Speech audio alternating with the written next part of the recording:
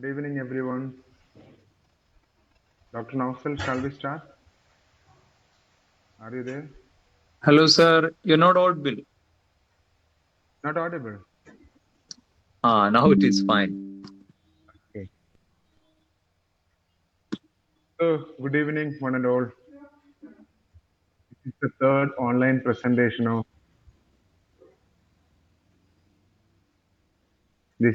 online presentation of reading 100 articles on the wasteland.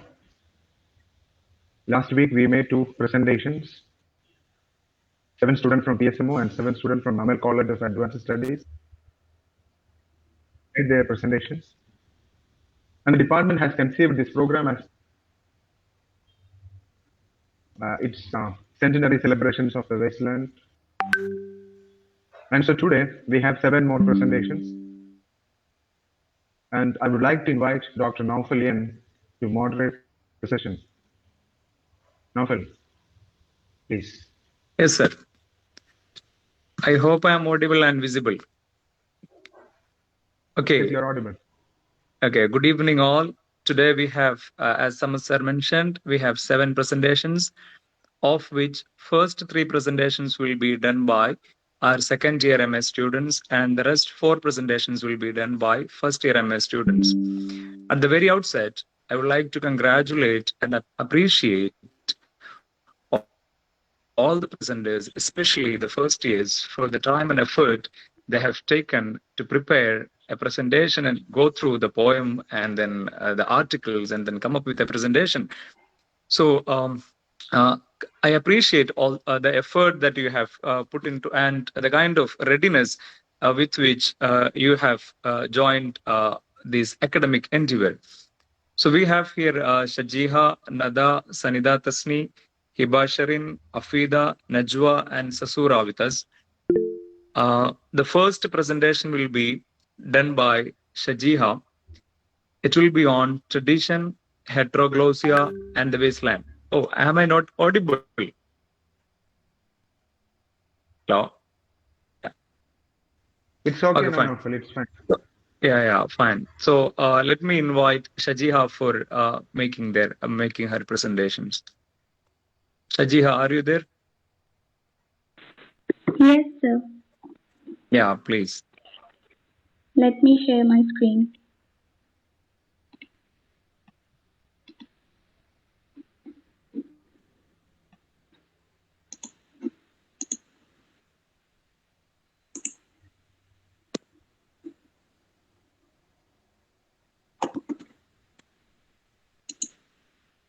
I hope I'm audible and my screen is visible.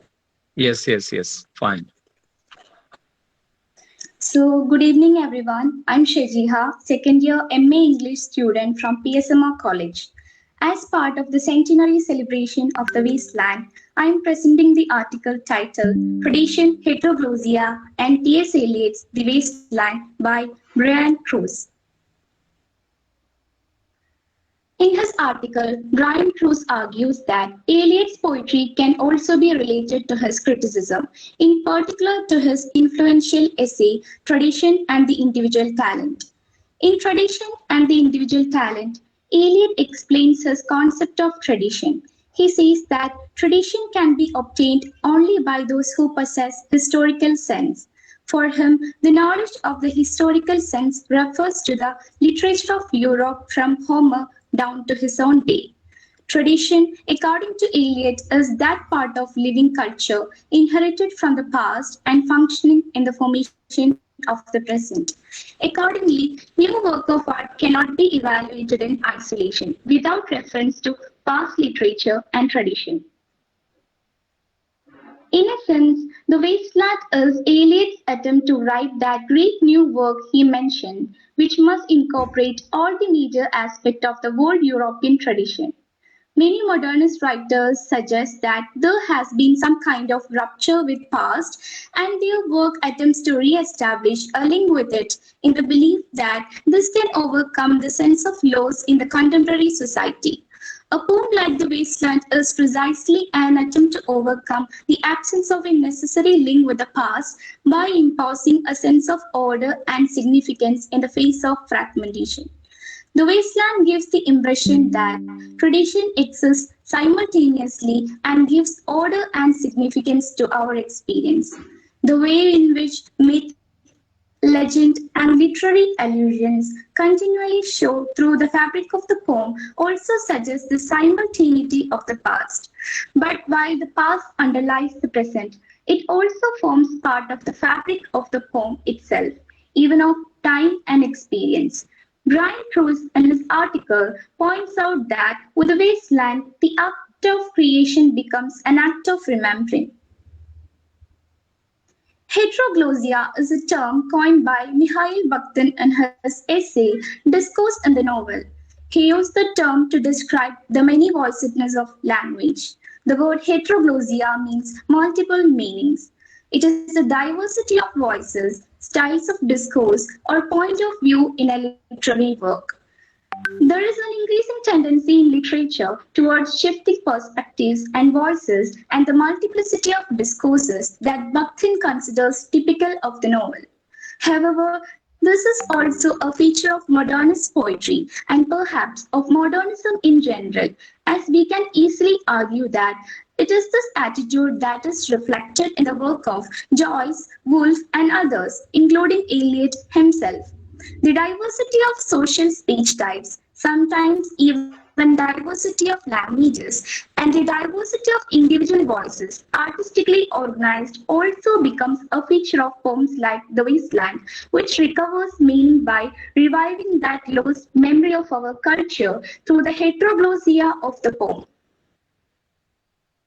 The wasteland is an example of heteroglossia where a variety of languages intersect, not only the contemporary voices, we also find fragments from literary tradition. It shows that, in spite of fragmentation, or perhaps because of it, our present consciousness is made up of heteroglossia, which is what makes the present meaningful and gives it form. So the beginning lines from the fire sermon are given on the screen. Sweet Thames run softly till I end my song is a line taken from Spenser's Trithylamian. By the waters of Lemon I sat down and wept comes from the Sam. And in the line, but at my back in a cold blast I hear is a reference to his coy mistress by Andrew Marvell. The excessive allusion and references found in the wasteland evoke Eliot's preoccupation with tradition. The fire sermon begins with a description of a broken river tent. In the poem, the voice that laments over the present depleted state of the river Thames is immediately contrasted with the voice that sings of the past glory of the river. The voice celebrating the beauty of brides in Spenser's Trithylamian is contrasted with a present voice that laments over the departed nymphs. In this particular case, a noble past is contrasted with a decadent and obscene present. Brian Trull says this can be pure heteroglossia, where we find a variety of voices, a mingling of the past and the present, the presentation of a consciousness made up of fragments with ironic references to and distortion of famous literary passages from the past. Here, the variety of sources for the intertextual references foregrounds the heteroglot nature of the poem and clearly suggests the correspondence between the literary past and our present. In the poem, there are multiple discourses, voices, and sources of intertextuality which foreground the way in which Eliot's attitude towards tradition is actually an expression of that heteroglossia. So this was all about the article. Thank you. Okay, thank you, Shajiha. We may have the discussion by the end of by the after the after all the presentations. Okay, the next presentation will be done by Nada Melevitil. The title of her presentation is "The Function of Voice in the Wasteland." Nada, please. Hello, sir. Am I audible? Yes, you are. Okay, let me present my screen.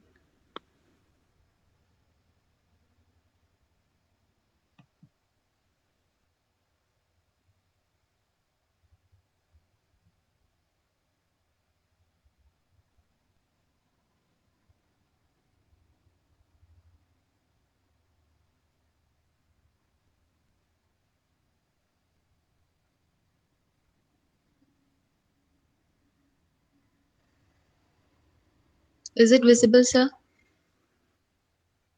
Yes, it is.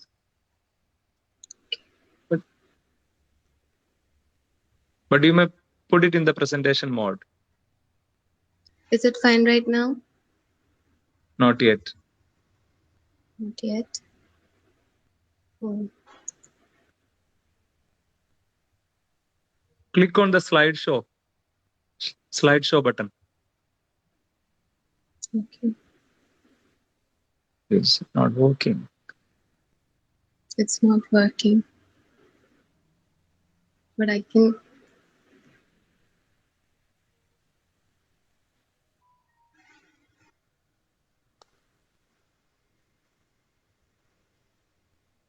It's not working. It's okay, fine. Then you begin with this. Okay. 1 minute, sir. Yeah, fine.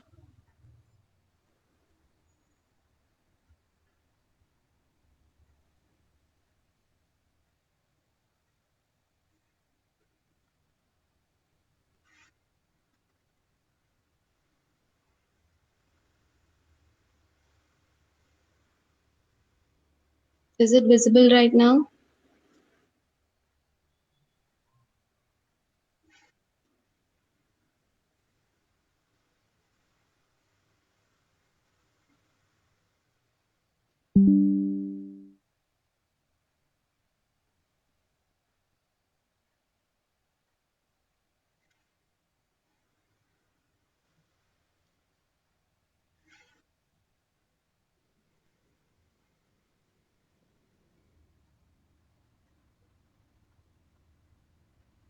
One minute, sir. Sorry for the technical issues.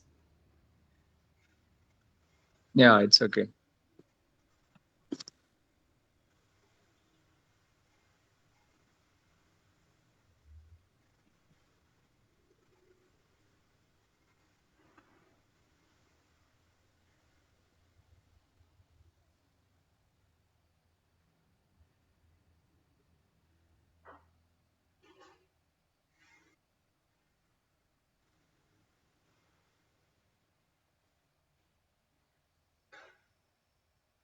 It is fine now. Is it visible right now? Yeah. It is fine. Yeah. Continue. Okay. Good evening, everyone. I'm Nada from second year MA English, PSMO College, Tirurangadi, and I'll be presenting the article on the wasteland titled The Function of Voice in the Wasteland. An analysis of the voice can offer a fresh insight into the wasteland's multi-structure and a keener appreciation of the poem's texture, an appreciation that is perhaps lost in the agonized debate over a particular structure or in the endless search of the poem's elusive meanings. Firstly, Paul R. Lachance clarifies the meaning of the term voice, which is otherwise frequently abused.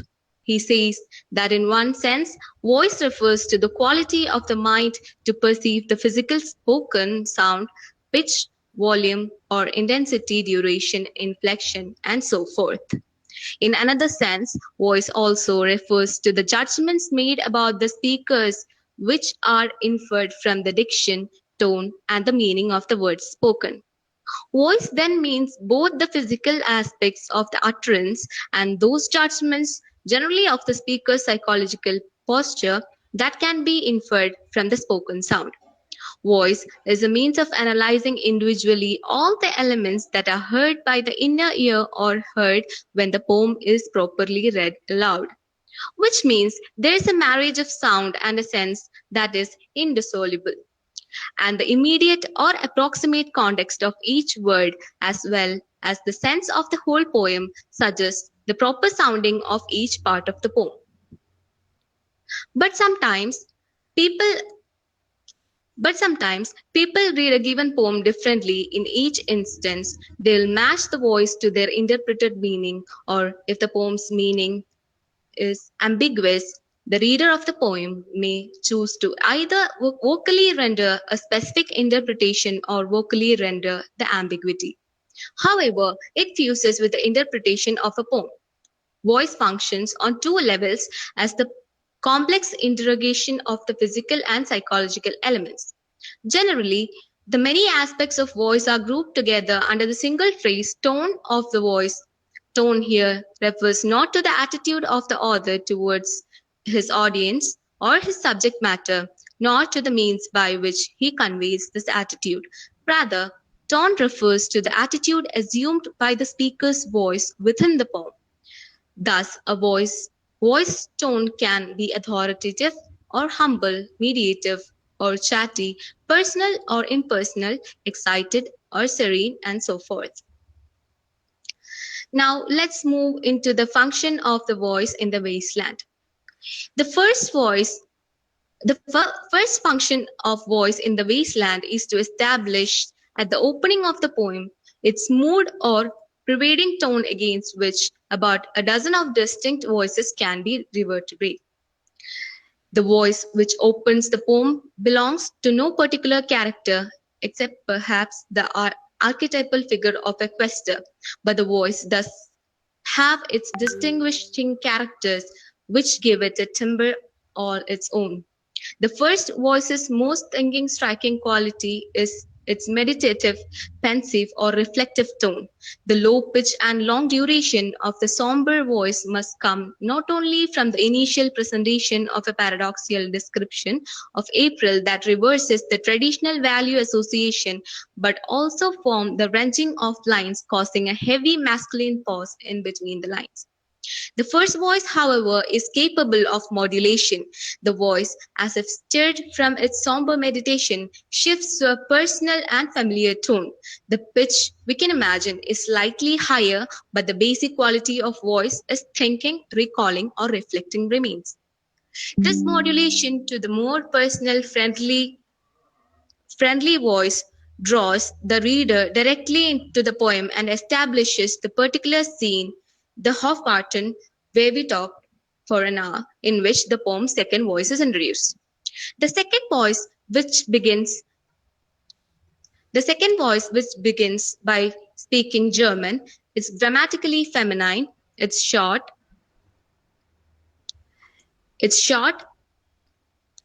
elliptical, elliptical phrasing suggests an informal colloquial dialect that is slightly flippant, perhaps flirtatious, but decidedly different from the first voice. The tone, which continues with English, suggests again a youthful feminine voice recalling excitedly the gay moments of childhood. The short phrases and sentences read at a rapid pace and raised pitch that is accentuated by the naturally higher pitched sound of the frontal letter E. The attention is directed away from the gay past to the more somber solitude of the coming night and the winter that is now to be avoided. The lower pitched, slower paced, and more reflective reading of the last line underscores the loss of innocent joy and amid happy company, and the loss of delight in the brisk, exciting rush of the sled. Marie's voice, when modulated, may be as much a thinking aloud to herself, communication to another, the overtones of isolation and loss perhaps of both memory and desire, and more haunting. The third voice, the resounding forcefully against the dying echoes of Marie's voice, is the strong, authoritative, confident voice of Seer. The voice is an echoing one, as it does the voice of God addressing Ezekiel, and the firm voice of the great prophet is Isaiah. This third voice is more assertive, more solemn, more commanding than any voice in the poem. This is the voice of judgment, thundering over the wasteland's medley of weaker voices, but it's also the voice offering an imperative tone, the invitation from for man to come in and see not his shadow but his essential condition. Functioning like the objective correlative, this voice is the auditory correlative to judgment passed on the wasteland by transcend power, knowing prophet. This thunderous voice is heard later only as thunder, but then its headed hopeful self-reflection begins. When Eliot introduces the quasi-prophetic voice of Madame Sosostris, which is the fourth distinct voice a few lines after the seer's voice, We begin to feel more keenly the voices contrapuntal or montage effect evident already in the Mauricio voice contrast, because Madame Sosostris is only so sorceress.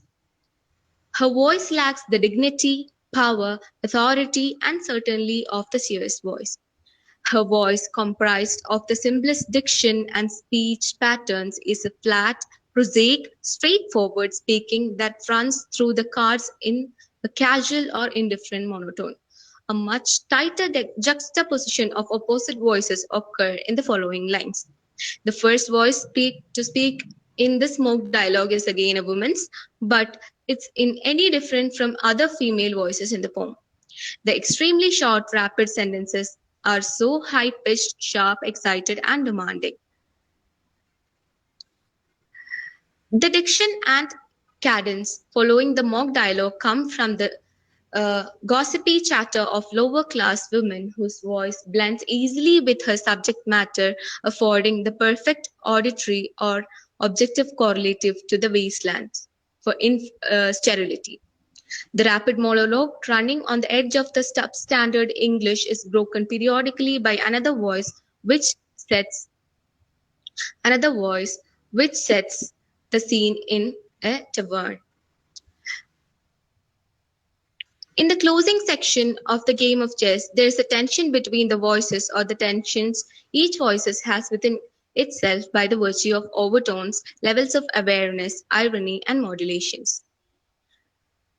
The critical trend to account the poem's organization and unity by relying on Tiresias as a central, unifying, controlling presence has resulted in the failure to isolate and identify the quester's voice, in part responsible for the failure of some to find the struggle for rebirth. The note of the progressive quester and the ambiguous strain of hope in the wasteland, then he corrects the misconception that Tiresias is the dominant voice of the wasteland. Paul R. puts Tiresias in his proper place and analyzes his voice with considerable care. He does it by first considering the role of Tiresias that plays in relation to the roles of other voices in the poem. Then he explains how Tiresias' voice is so distinct from the questors. Just because Eliot himself has supplied the names of some speakers, Tiresias, Marie, Madame Sosostris, the three Thames daughter, others' voices like the questor, the seer, the lady with the bad nerves, the woman, and the bartender in the pub are the speakers in the poem we can identify solely because of the distinct quality of their voice. Thus, as a fundamental point, Paul R. Lachance says our appreciation of the work can be considerably enhanced by identifying the dominant voice of the poem and sensing its dramatic engagement with other distinct voices which act as foils to it. In the last part of the article, Paul R. Lachance says about how we fail to appreciate the wasteland's rendering dramatic vignettes, which is more successful than any Eliot's drama, and says that Eliot is a better dramatic poet than the poet dramatist. The voice in the wasteland offers the double richness of the musical and dramatic texture. He then considers the structure of wasteland as cinematic structuralization. He concludes the article by saying that not only can cinema account for the wasteland's organization, but considering in its this light can intensify our experiences of the poem. Using the cinema approach, one can understand wasteland better and appreciate both the creative mobility of its structure and musical dramatic richness of its texture. Thank you. Thank you, Nada. Thank you for such a lucid presentation. Let me invite Sanida Tasni for presenting her paper. Yes. Let me share my screen. So.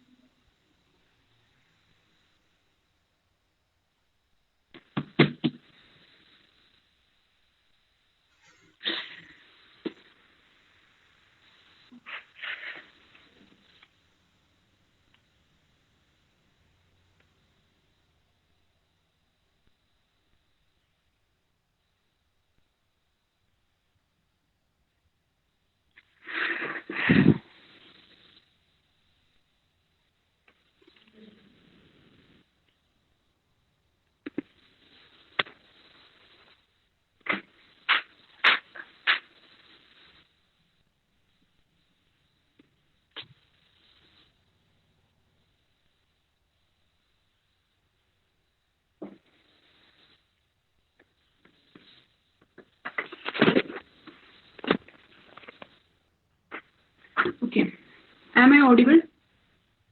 Yes, you are. And the screen is also visible. Am I audible, sir? Yes, you are. Yes, you are. Okay, sir. Okay. Good evening. Today I'm here to present. Today I'm here to discuss about an article titled as "Modernism and T.S. Eliot," written by Louis Menard, and he was an American critic, essayist, and professor, and best known for his Pulitzer winning book, The Metaphysical Club. And he began this article with the definition of modernism. According to him, modernism is a reaction against the modern. The definition derives from one of the earliest consideration of the subject, Harold Cullen's article on modernism in the 1933 edition of the Encyclopedia of Social Sciences.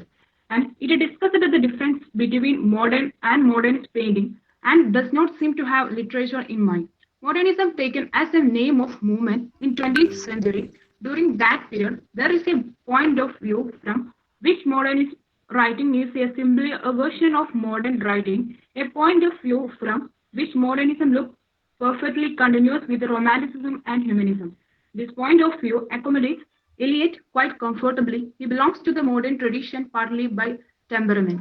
He made a show in his criticism of depreciating writers, to whom he clearly owned a good ideal of his voice as a poet and his principle as a critic. Eliot criticized modern life for its lack of a coherent moral ground and for idiosyncratic and makeshift value system. He did so in the name of doctrines royalism. In this article, Louis said that modern life runs along its track of disattachment and domestication, and modern art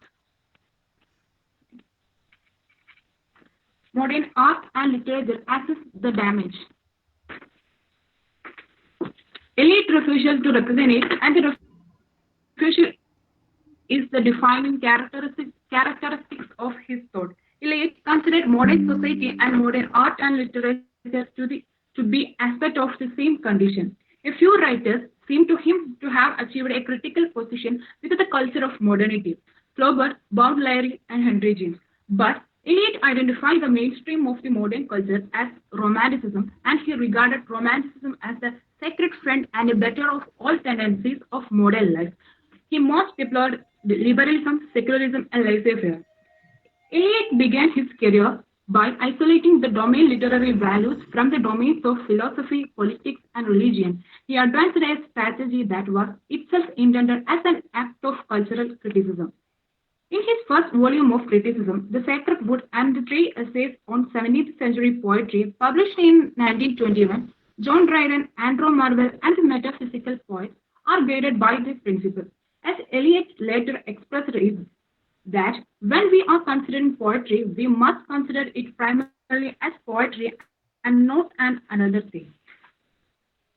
By 1924, the essays on 17th century poetry were reprinted by Hogwarts Press as homage to John Dryden. Now, he dissatisfied with the essay he had written 3 years earlier. He explained that to have argued his claim persuasively would have led me indirectly into the consideration of politics, education, and theology, which I no longer care to approach. In 1928, the preface to the second edition of the Sacred Wood, he announced that poetry certainly has something to do with morals and with religion and even with politics.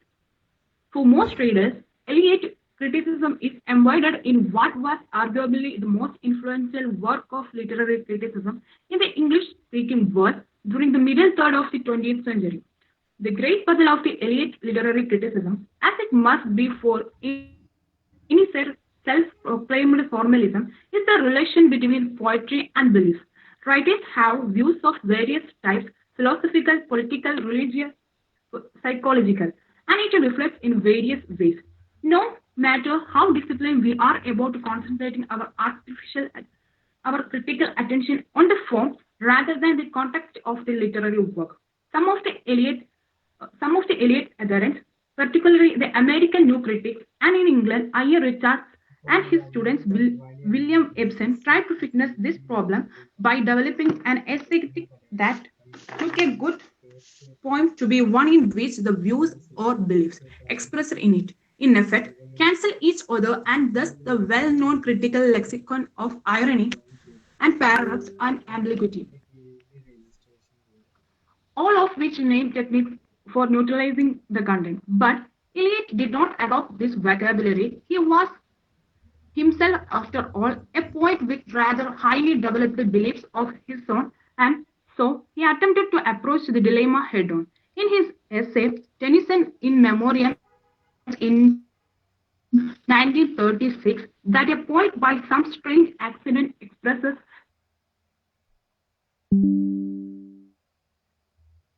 Sanida, your voice is breaking. I can't hear you anymore.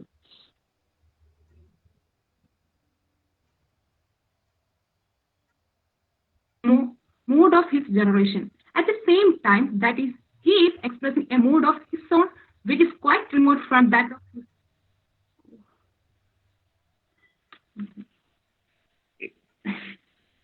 Okay. In his essay, is it okay? So, You are not in audible. his essay, Tennyson in Memoriam in 1936, that a poet by some strange accident expresses the mood of his generation at the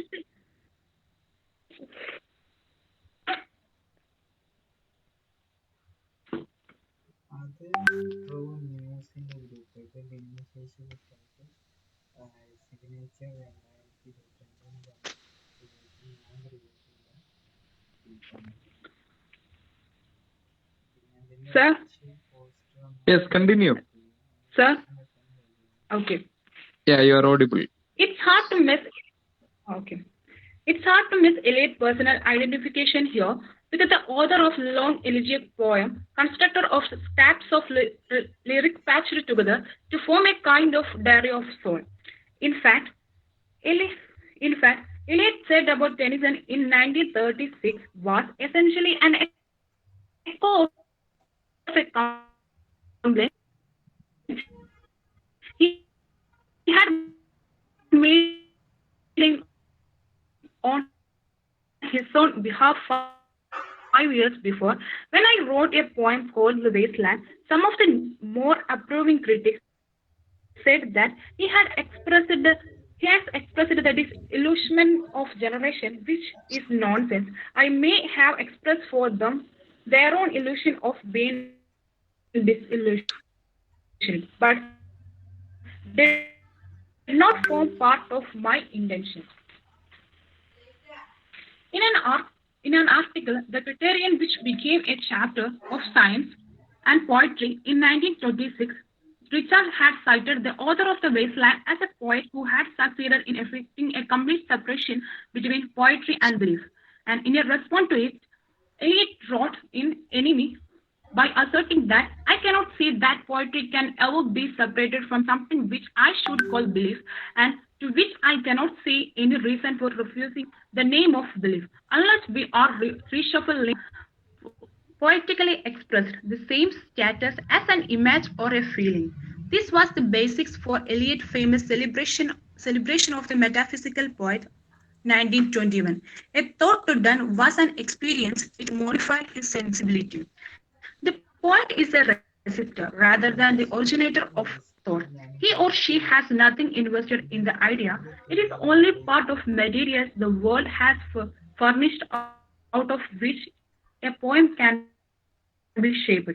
It is drawn to a comparison between Dante and Shakespeare, which is to say, very broadly speaking, between pre-modern and modern literary sensibility. The weakness in the Eliot analysis of problem of poetry and belief was ultimately its refusal to acknowledge that poetry itself constitutes a belief system.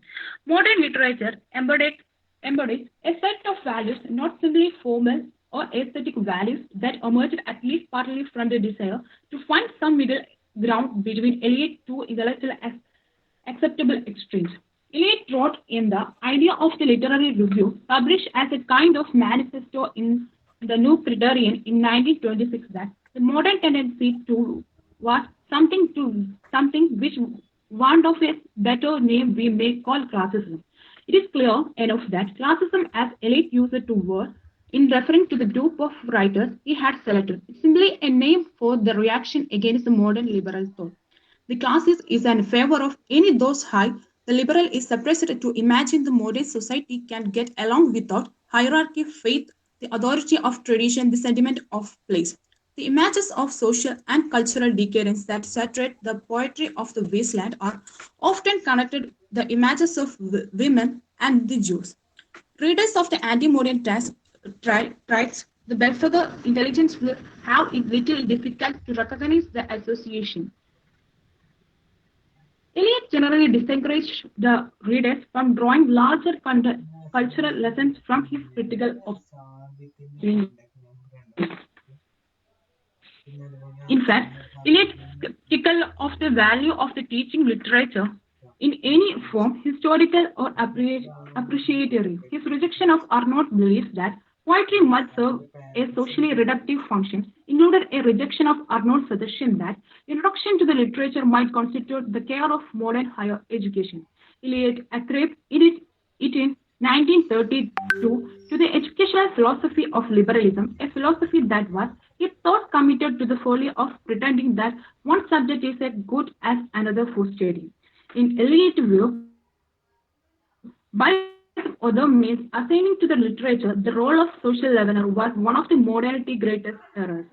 Eliot was a man of letters, a letter of criticism that was mostly occasional and journalistic. Eliot, ideally suited to the business of giving academic criticism a possible part, and who found it remarkably easy to separate Eliot's criticism of modern society from his criticism of poetry. I hope it's clear. Okay, Sanida. Thank you. Next, we have Hiba Sharin. Before that, I request all the presenters to move into a place where your network is strong and try to stick into the time. Hiba Sharin, you may Okay, start. sir.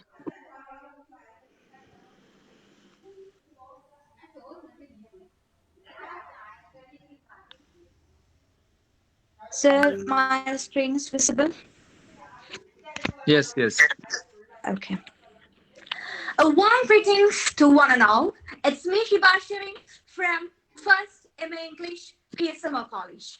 Today I'm here with my article by Perry Sheen, titled as The Human Engine Waits, the Role of Technology in T.S. Eliot's The Wasteland. So here we begin.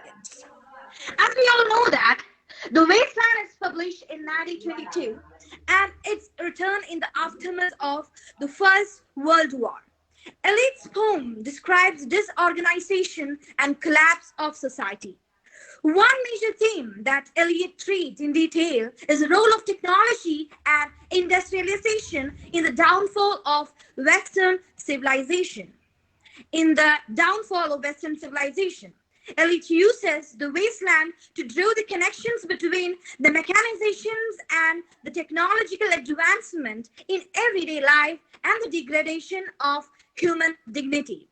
In this way, Eliot's poem can be read as a criticism of the Industrial Revolution and its effects on society. As Eliot radically juxtaposes these images of modern industrial society against allusions to mythology, he uses the disjoint and the chaotic structure of the wasteland to demonstrate the difficulty of finding meaning in the modern world.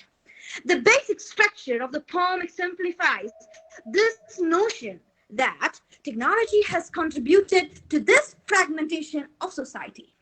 The wasteland structure is rooted in machines. The technology subverts the established social order. The frequencies of the high and the low are recorded by side without any clear differentiation. The voice of kings and equated with those of working class. Modern technology has broken down the traditional customs and social barriers. Through this, Eliot links the structure of poem to its content. In The Burial of the Dead, Elites include images of life prior to the war. Eliot contrasts their lives against the life of those in modernized and mechanized world. The woman at the pub, a game of chess in the game of chess, and the typist in the fire ceremony compared to the leisure class who enjoy their vacations in the mountain. The typist is named metonymically for the machine. She tends to merge with it.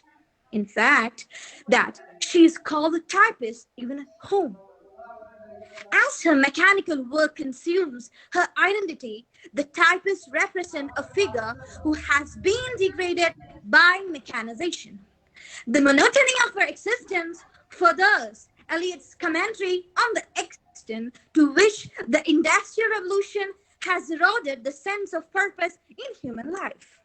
The other mechanical images in the fire ceremony further develop this point, where Eliot make the degrading effects of mechanization most apparent. The most striking example of this occurs in the lines preceding the introduction of Tiresias.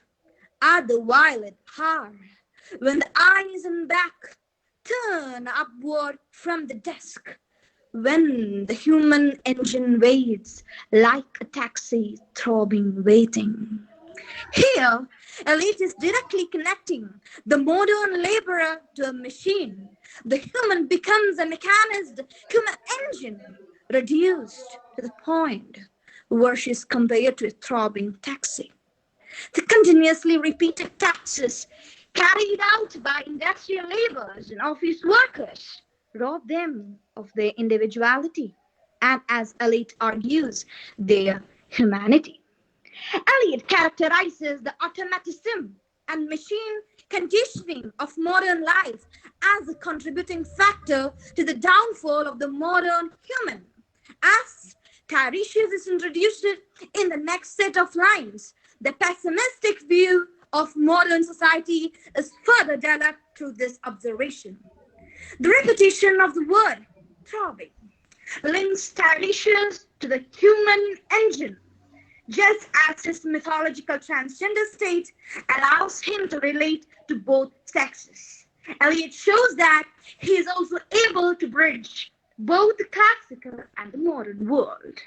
As Revis note, the first stresses the mechanicalness of the alienated human engine, which exists in terms of its parts, while the second reinvents the human engine with throbbing humanity. In this way, Tiresias is connected to the modern human condition, the degradation of the worker to epic proportion. Eliot is showing that this reduction is of a great importance in the poem. Eliot shows that the human engine has tarnished and emasculated the modern man.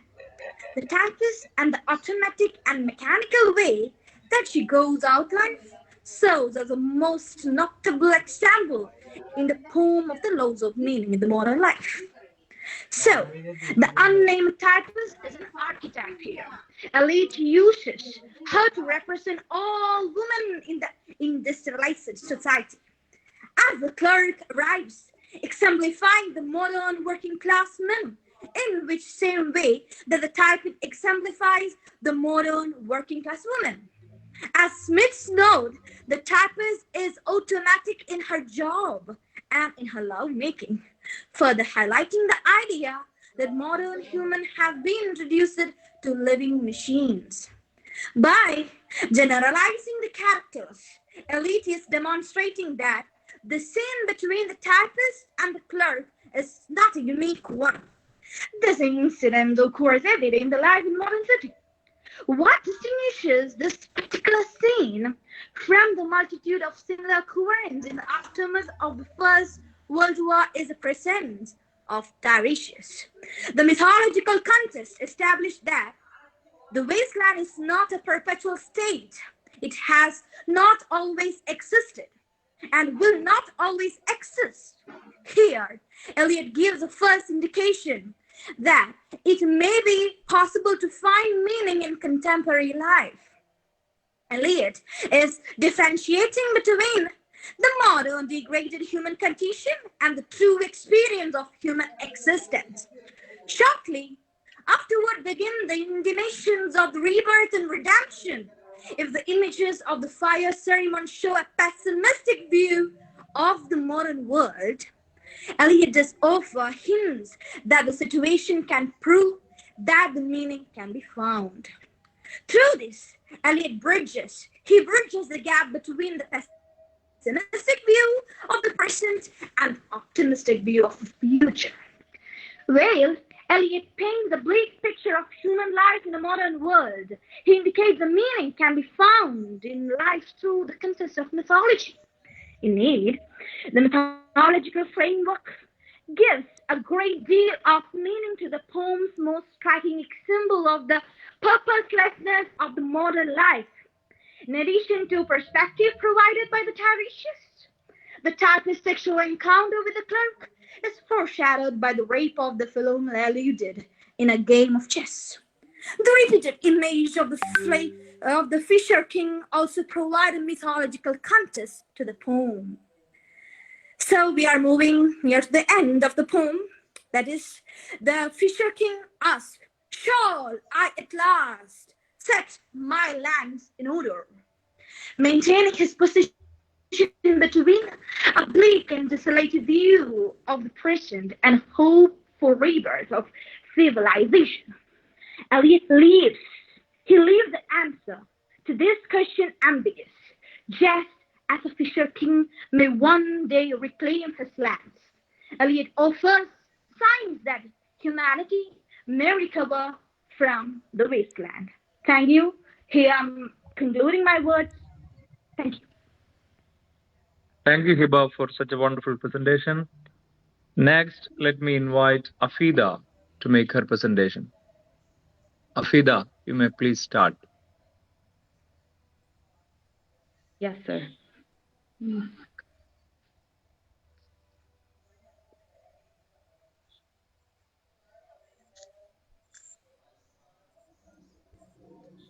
Is my screen visible? Yes, it is visible. Good evening, everyone. My name is Afida, first year MA student from PSMO College, and today I will be presenting the article Philomela and Mary, A Note on the Wasteland by S.A. Cowan as a part of reading 100 articles on wasteland.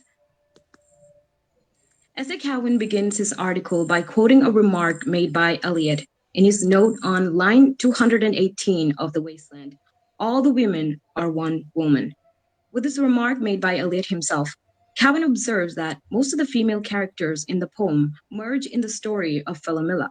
He argues that when this blending is recognized by the reader and a structural unity is observed by allusions to the Philomela myth in all sections of the poem except Death by Water, which is the fourth section, the character Mary emerges as the focal point.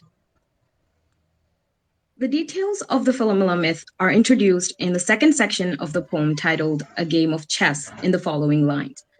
Above the antique mantle was displayed, as though a window gave upon the sylvan scene, the change of Philomel by the barbarous king so rudely forced.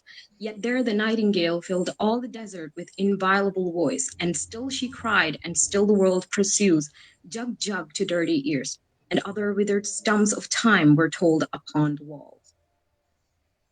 Although there are many variations of the myth, the most influential of them all is the rendition of Philomela's story in the Roman poet Ovid's Metamorphoses. The myth goes like this. Philomela and Procne were the daughters of King Pandion of Athens. Procne was married to King Tereus, asked her husband to escort Philomela to Thrace as she misses her company. Tereus sets out to Athens and is enamored with Philomela upon first glance. When they arrived in Thrace, Tereus, who lusted after Philomela, raped her and threatened her not to tell her sister about what he did. But she was defiant and it angered him, so he cut her tongue off to silence her and imprisoned her. Philomela, rendered unable to speak, wove the story of her assault onto a tapestry and had it sent to Procne. Procne, upon finding out, was enraged, and she freed her sister, and to exact revenge, she slaughtered their son Idas, cooked and served him as a meal to Tereus. After Tereus ate his fill, the sisters presented him with Idas's severed head. to make him aware of his act of cannibalism. In a fit of rage, he chased the sisters, intending to kill them. The sisters prayed to the gods to save them, and the gods turned Philomela into a nightingale, Procne into a swallow, and Tereus too was transformed into a hoopoe bird. There are some confusions regarding which sister was turned into which bird, as some variations of the myth feature Philomela as a swallow and Procne as a nightingale. Cowan first goes on to make comparisons between the myth and the vulgar pub scene that concludes a game of chess. He detects resonances of the myth in two images from the pub scene. One is Lil's rotted teeth, and the second one is the abortion of her unwanted child by using pills. Cowan likens the repulsive appearance of Lil's mouth to the maiming of Philomela, whose tongue was cut out, leaving only a withered stump. He draws parallels between Lil's abortion and Procne's slaughter of her son Idas in her bid for revenge. In the third section of the poem, The Fire Sermon, the myth is referred to again through the lines, tweet, tweet, tweet, jug, jug, jug, jug, jug, jug, so rudely forced to rue, where the motive of the inviolable voice of Philomela returns. In this section, Cowan compares the character of the typist with Philomela. In place of Philomela's assault by Tereus comes the heated assault of the young man Carbuncular. Here, the rape motive is sustained through the statement that the man's advances were undesired. Moreover, the confessional statement of Tiresias of having forsuffered all that transpired between the typist and the man, and the typist's gladness over the act being over, stresses the absence of desire in her towards the act. In the same section, connections are made between the Thames daughters and Philomela by Cowan. Eliot alludes to Richard Wagner's Rhine Maidens from his opera cycle Der Ring des Nibelungen through the wailing song of Thames daughters. The Thames daughters are thus modeled after the Rhine Maidens. According to Cowan, through this allusion to Wagner, the theme of Philomela's rape is carried on as the Rhine Maidens were symbolically violated when the Rheingold they were supposed to guard was robbed by the Nibelung dwarf Alberich. Their wailing song resonates with Philomela's sorrowful lament. The narrated experiences of the three Thames daughters clearly shows they were sexually exploited and they lament the loss of their virginity. The first Thames daughter recounts an occasion of sexual activity that undid her at Richard and Kew. The second one was ravished at Moorgate, where her heart was trampled on by a man. Her cynical attitude towards the man's overt display of remorse is captured in the line, I made no comment, what should I resent? As she knows what has been done to her cannot be undone by his promise of a new start. The third Thames daughter from Margate Sands is left disoriented after the event as she can connect nothing with nothing. The image of her broken fingernail complements the rotted teeth of Lil, while her dirty hand calls to mind the dirty ears of the pursuing world from a game of chess. The final reference to the Philomela myth occurs in the fifth section of the poem, What the Thunder Said, in the line, Quando fiam uti calidon, O swallow, swallow, which translates to when will I be as the swallow. It is by this reference that Cowan links the Philomela myth to Mary, who is the first woman to appear in the poem. And this association of Mary with Philomela or Procne is achieved because of the speculation around which sister was turned into which bird. The blending of the characters of Mary with Philomela and Procne is thus permitted, according to Cowan, and it's further authorized by Eliot's note on line 429, in which he refers the reader to the Philomela passages in the second and third parts of the poem. The character Marie is alleged to be an allusion to the Austrian Countess Marie Leriche, whose cousin was the Archduke Rudolph, the Crown Prince of Austria. In the first section, Burial of the Dead in the Hofgarten, she reminisces instances from her childhood through the lines, And when we were children, staying at the Archduke's, my cousins, he took me out on a sled, and I was frightened. He said, Marie, Marie, hold on tight, and down we went. In the mountains, there you feel free. I read much of the night and go south in the winter. Subtle strains of Philomela motive are noticed by Cowan in these lines. He points out how the Archduke can be compared with King Tereus on several counts. Firstly, through their status of nobility. Secondly, through kinship. The Archduke is Mary's cousin, and Terrius is Philomella's brother-in-law. In both cases, the kinship is distant. Thirdly, through the ambiguous nature of the Archduke's relationship with Marie. Marie's admission that she was frightened in line 15 is akin to Philomella's terror due to assault and mutilation. The cousin's imperative, hold on tight, which could have Freudian overtones and could suggest an act of sexual nature, increases this sense of fear.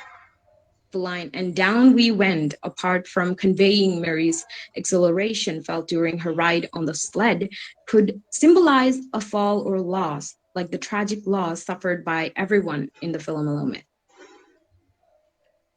It is with the remark made by Marie about going south into winter that Cowan builds up his comparison of Philomela and Mary. Seasonal migration to the southern warmer regions during winter is inextricably linked with swallows. This association with Marie with the myth of Philomela is consistent with the change she has to undergo if there is to be any hope for her and for the other characters in the wasteland that she represents. Whether readers believe Philomela turned into a swallow or a nightingale through her transformation, she is restored to a harmonious relationship with nature after her assault. The restored harmony with nature is expressed through the migration to the south at the proper season. In Marie's case, Eliot modifies the motive of transformation and aligns it with the fertility myth pattern of death followed by rebirth through her wish to go south in the winter. For her, the way to regeneration is not just through a simple transformation, but through the surrender to a winter death and by trusting in a spring resurrection. Cowan concludes that through faith in the miraculous renewal and resurrection, Marie can experience the revitalizing transformation, such as that of Philomela. That was all of my presentation. Thank you for listening, everybody. Thank you. Thank you, Afida. Thank you for such a structured and coherent presentation. Next, we have Najwa Marzia, who would be presenting the article, The Archetypal Imagery of T.S. Eliot. Najwa, you may start. Sir, am I audible? Yes, you are.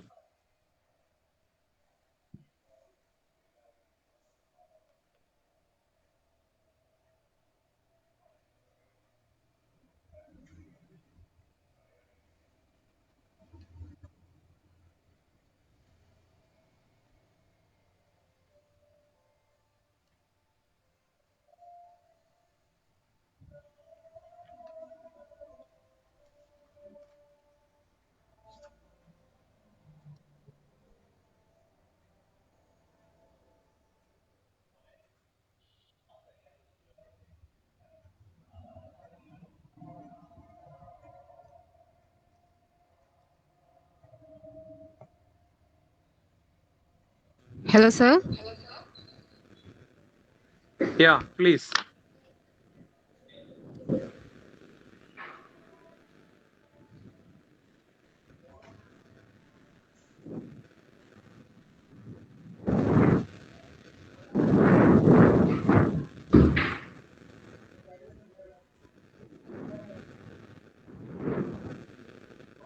Is it visible now? Hello, sir. Yes, it is visible. Go ahead. Okay. Welcoming and greeting the audience and teachers. Good evening, everyone, and welcome to my presentation. On behalf of celebrating 100 years of Wasteland by T.S. Eliot, here I am presenting my article, The Archetypal Imagery of T.S. Eliot. The central myth of death-rebirth archetype is very minutely expressed in The Wasteland is the basic archetype he has used in this. Eliot uses the mythic mode with the archetypal approach in The Wasteland. The anthropological origins of archetypal criticism can predate its psychoanalytic origins by over 30 years. Archetype means a typical or recurring image. Archetype, a symbol which connects one poem with another, Also, archetype is a communicable symbol.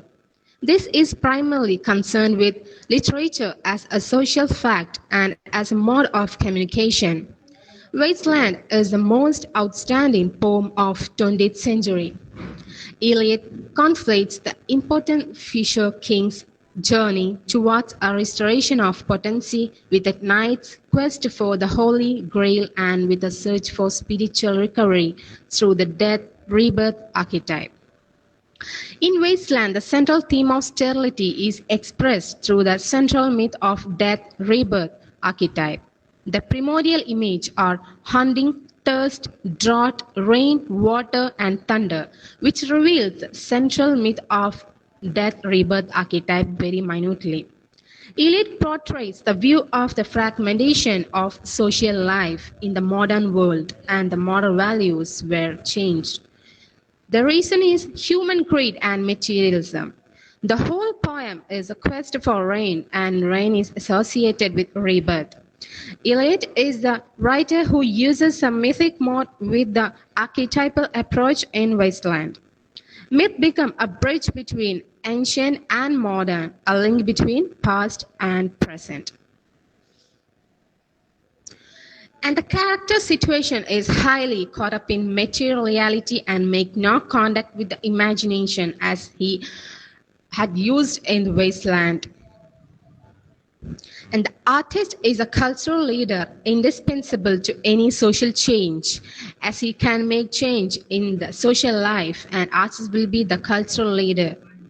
And writer used the death rebirth archetype in the poem as a basic thing, as I said before. When the author of Archetypal Imagery of T.S. Eliot, the article Genevieve W. Foster, was a Swiss psychiatrist and psychoanalyst who founded analytical psychology in his essay on the relation of analytical psychology to poetic, as illustration of the poet's sense of tapping a deeper level of the psyche than that which is called into play in everyday thought and action. This lower level of psychic activity, Jung explains that collective or racial unconscious contains inherited potentiality of mental images that are the psychic counterpart of the instincts, the possibility in which from primordial time to us in the form of mnemic images expressed in anatomical formation in the very structure of the brain, inborn possibilities of ideas. Here, Jung given or employs the term primordial image borrowed from Jacob Bahadur or archetype as used by St. Augustine. Unconsciousness is, he brings it into relation with conscious values. The poem is at the same time an exposition of state of mind. Poem is a criticism of post-war European society. The poem is to say that it is to be taken at once subjectively and objectively. The example is poem is an exposition of state of mind which is in the note on Tiresias who appears in line 218 of the poem, just as the one-eyed merchant, seller of currants, melts into the Phoenician sailor, and the latter is not wholly distinct from Ferdinand, Prince of Naples. So all the women are one woman and two sexes meet in Tiresias. This is to say that the poem is to be taken at once subjectively and objectively. The poem is a record of a quest for essential vision. In this earth-water symbolism, earth stands for materiality or conscious life. Water for the psychological or spiritual values of the unconscious, or in an older terminology of the imagination. Water is a constant symbol for the unconscious in mythology and folklore as well as in dream language. It is clear from Eliot's individual episodes that the earth-water imagery has its usual meaning here. And the characters, whatever their situation in life, are caught up in material reality and can make no contact with the imagination. It is as though the artist in Eliot had been drawn down into the region of unconsciousness in search of a solution to the problem posed in the first three parts of the poem, recoiling from the unsatisfying present, the yearning of the artist reaches out to that primordial image in the unconscious that is the best fitted to compensate the insufficiency and one-sidedness of the spirit of the age. In this poem, the redeeming symbol is imagined. In literary criticism, archetype denotes a primordial image. It is through primordial image that universal archetypes are experienced and the unconscious is revealed. In the wasteland, the central theme of sterility is expressed through several times. Archetypes are the primordial image as Eliot prescribed in Wasteland, and it is the unconsciousness which is best fitted to compensate insufficiency.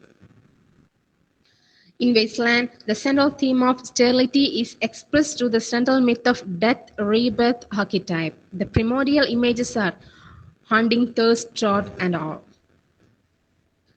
Work of rising it from the deepest unconscious, he brings it into relations with unconscious values, as he said. And the artist sees the image and working of rising it from the deepest unconscious, as he described in literary criticism. Transform the conscious value shape until it can be accepted by its contemporaries according to their powers and the meanings. And by this, he has expressed through several images. And to conclude, the title and the technique, the death rebirth archetype myth forms a rare melange to provide the whole picture of natural, cultural, religious, and spiritual wasteland. Eliot Wasteland reveals all the qualities of archetypal approach. By this, I'm concluding my presentation here, and thank you all. Thank you, Najwa. Well presented. Now we have Hasanat Sasura presenting the article Shakespeare and Tragedy in the Wasteland. Sasura, you may start. Yes, sir.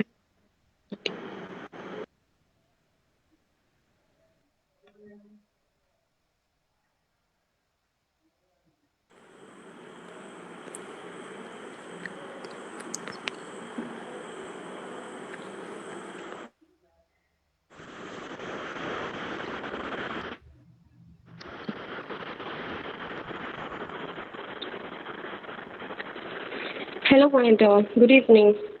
Am I audible? Yes, you are. Go ahead. Okay. Hope my screen is visible. Yes, it is visible. Okay.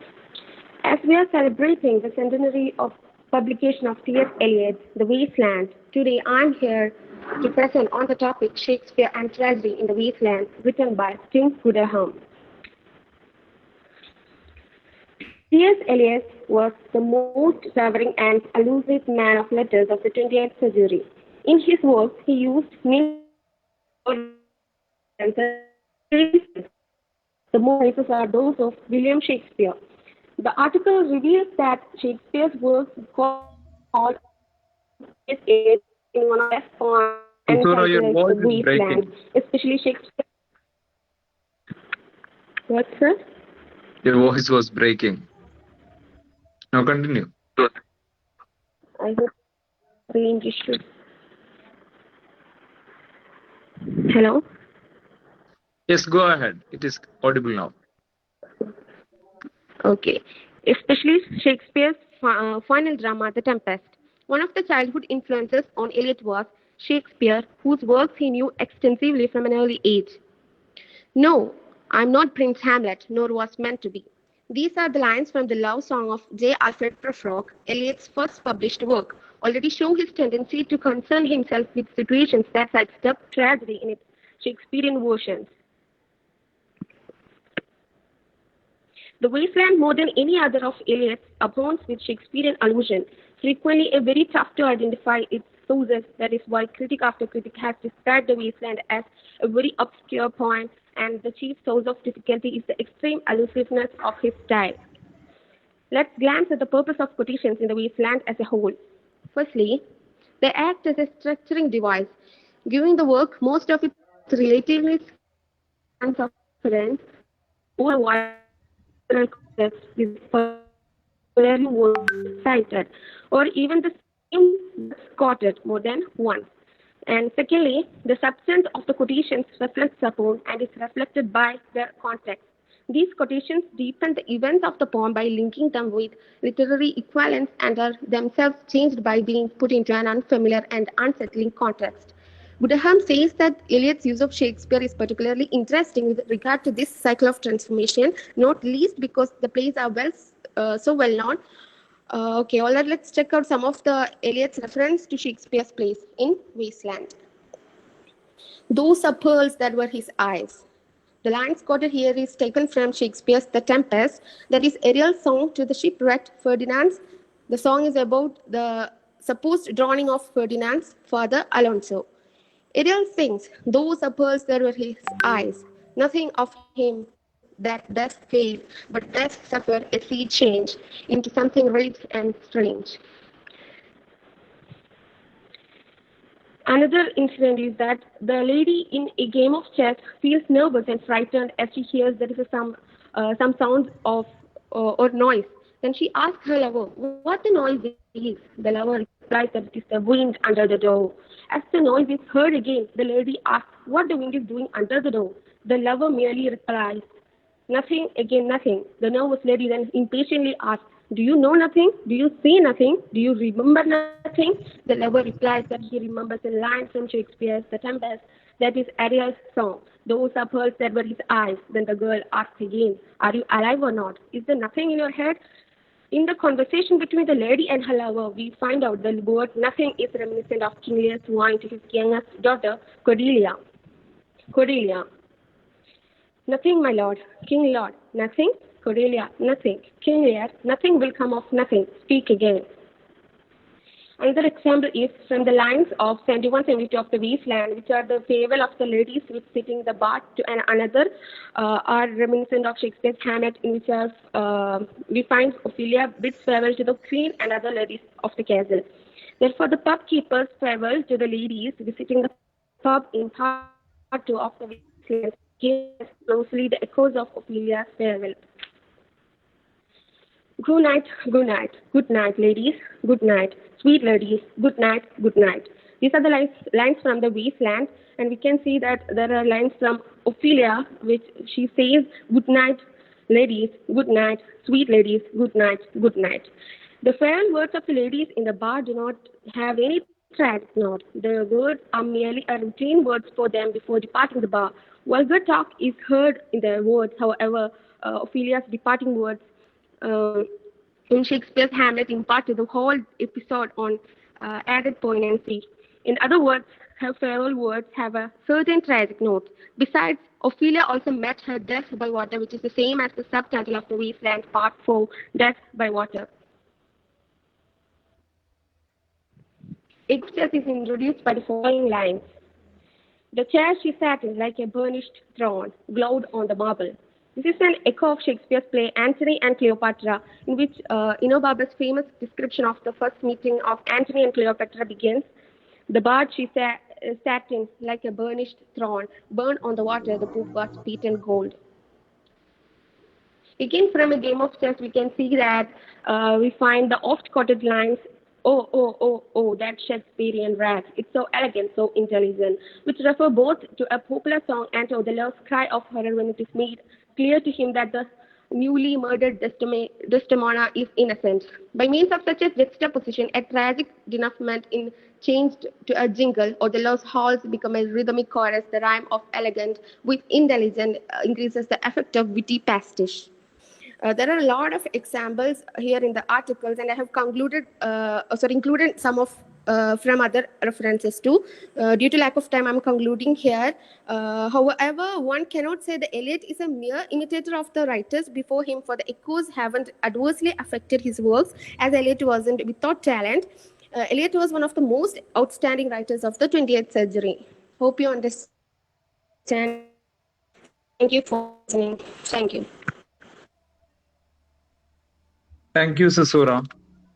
So with this, we come to an end of today's presentations. In fact, we had 7 presentations. The first one by Shajiha. It was on tradition and heteroglossia in Eliot's Wasteland. She was talking about how T.S. Eliot is preoccupied with the idea of tradition, drawing insights from his essay, Tradition and Individual Talent. Then again, Mikhail Bakhtin's notion of heteroglossia and a variety of voices in the wasteland.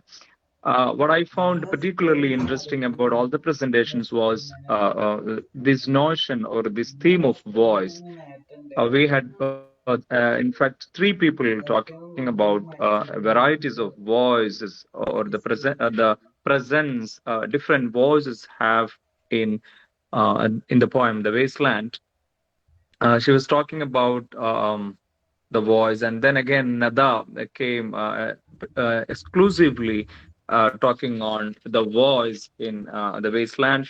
She was talking about the masculine and feminine, and assertive, solemn, and different types of voices, and how these voices work as auditory correlative in the wasteland. In fact, she talked about the dominant voices and the minor voices in the poem. Um, the voices of Tiresias, Mary, Madams of Ostris, the theme daughters, uh, so on and so forth. Then we had again Afida coming with a topic, Philomela and Mary. She was also talking about this inviolable voice, the motive of inviolable voice in the poem, how T.S. Eliot makes use of Philomela myth to talk about the kind of atrocities that women undergo, and the kind of voice that the 3 Thames daughters in the poem who were sexually exploited have. So all these 3 articles particularly was focusing on voice, different types of voice, on multiple dimensions with which T.S. Eliot uses different voices in the poem. Then we had other presentations, Sanida Tasni talking about modernism and Eliot as Wasteland as a critique of modern life for its lack of coherent moral ground. And we had Hiba Sharin talking about the role of technology.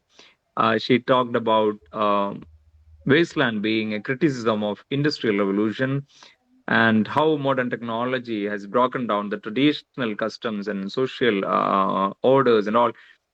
Then we had Najwa Marzia talking about the archetypal images that T.S. Eliot uses in his poem The Wasteland, especially the death and rebirth archetype, which he has been extensively using throughout the poem. Then the last presentation was by Sasura. She was talking about Shakespeare and tragedy in The Wasteland. In fact, talked about the influence of Shakespeare, certain allusions to Shakespearean texts, especially the phrases like "nothing comes out of nothing," and in the poem we see "I can connect nothing with nothing." Such kinds of allusive references were mentioned. So now the floor is open for discussion. If at all there is any questions or queries or any comments, you can make now.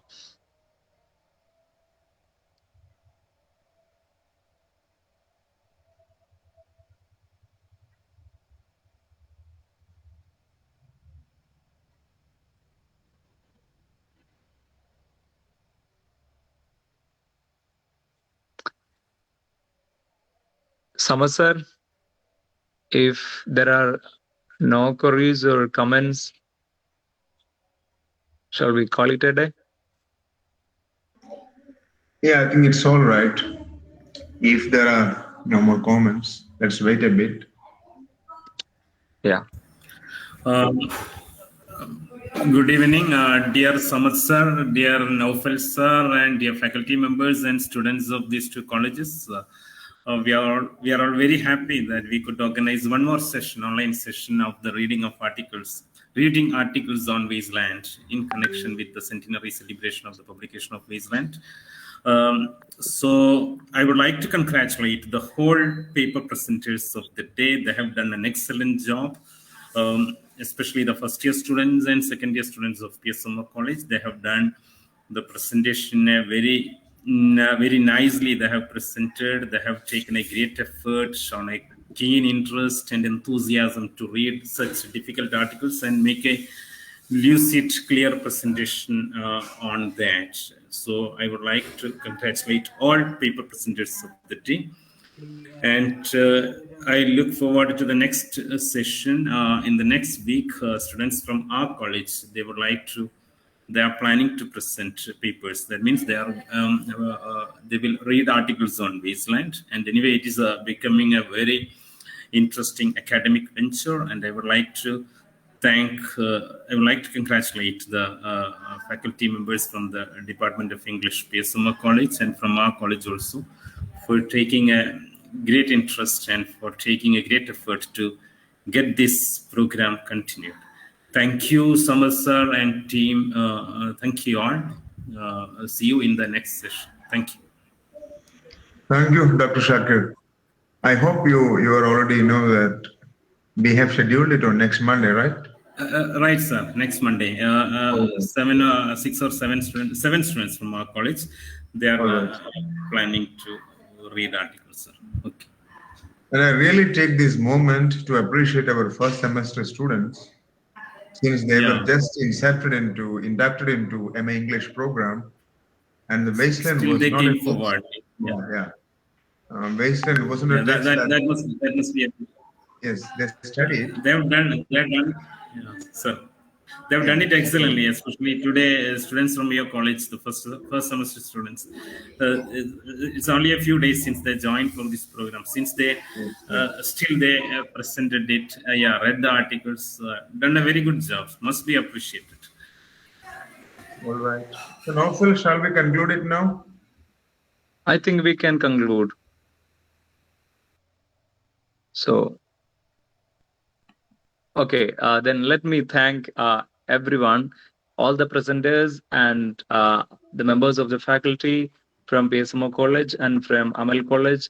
A special thanks to Dr. Abdul Shakir sir for his inspiring words and the kind of encouragement that he has given to the presenters today. I hope and I am certain that other students would also come forward with their presentations, getting inspiration from such kind of grateful words. So I think we can conclude the session here. Thank you all for being here with us.